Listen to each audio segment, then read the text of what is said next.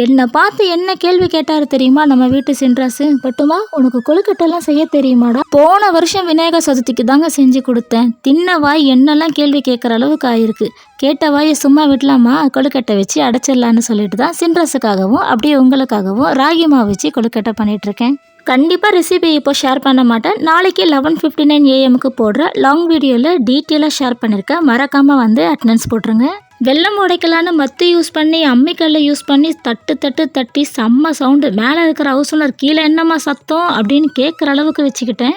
வெல்லம் உடைக்கிறதுக்குள்ளே நம்ம ரைட் ஹேண்டை ஒரு 1 ஹவருக்கு வேலையே செய்யலை.